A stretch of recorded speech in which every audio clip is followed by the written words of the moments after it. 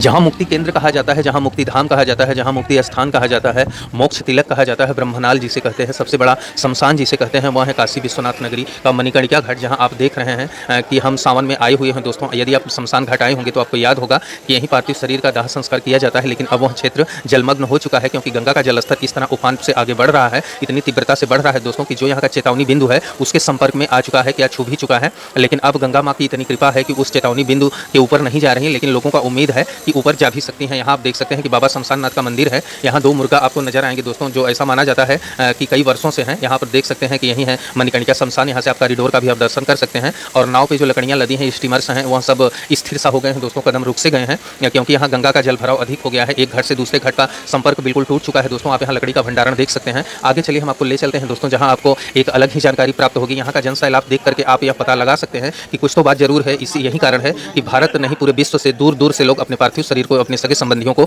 लेकर के यहाँ आते हैं कि काशी के मणिकर्णिका घाट पर जिस किसी का अंतिम संस्कार होता है तो उसको सदा सदा के लिए मुक्ति मिल जाती है, और उसके पाप ताप संताप और कई जन्मों के पाप नष्ट हो जाते हैं। फिर से उसे जन्म नहीं लेना पड़ता। 84 लाख योनि का यातनाओं का झंझट खत्म हो जाता है। न तो उसे बैतरणी और न तो भवसागर पार करना पड़ता है, क्योंकि वह सदा सदा के लिए श्री हरिधाम वैकुंठ में प्रवेश करता है। यहाँ का आप मंजर देख सकते हैं दोस्तों, लकड़ियों का अंबार है और कहीं छोर मुंडन हो रहा है, कहीं पिंडदान हो रहा है। यह सब यही क्रियाकलाप होता है। यहाँ देखिए महाकालेश्वर का मंदिर भी है दोस्तों, क्योंकि काशी विश्वनाथ में तो एक विश्वनाथ जी का है, 12 ज्योतिर्लिंग में काशी विश्वनाथ मंदिर है और बाकी 11 ज्योतिर्लिंग भी वहाँ है। यहाँ देखिए मैं आपको आगे ले चलता हूँ दोस्तों, यहाँ से भी आप जा सकते हैं। यहाँ देखिए सभी सामग्री रखी हुई है और यहीं पर पार्थिव का अंतिम क्रियाकलाप होता था दोस्तों। यहाँ पर देखिए पूरा जलमग्न हो चुका है और जल का स्तर इतना बढ़ चुका है दोस्तों कि दूर दूर से आए हुए सैलानियों को यह हिदायत दी जाती है, यह चेतावनी दी जाती है कि आप सावधानी रहें। गंगा में स्नान करने से पहले एक बार सोचें समझें, और जहाँ सुरक्षित एरिया हो वहीं पर स्नान करें, नहीं तो प्रशासन की कोई जिम्मेदारी नहीं होगी। ऐसा बैनर और पोस्टर हर घाट पे चस्पा किया गया है दोस्तों, और सूचनाओं के आधार पर भी टीवी चैनल्स और न्यूज चैनल्स में भी यहाँ दिखाए गए हैं कि गंगा का जलस्तर चेतावनी बिंदु के संपर्क में है और छूता नजर आ रहा है। हो सकता है कि जलस्तर और बढ़ जाए। विगत वर्ष के भांति इस वर्ष कुछ जल्दी ही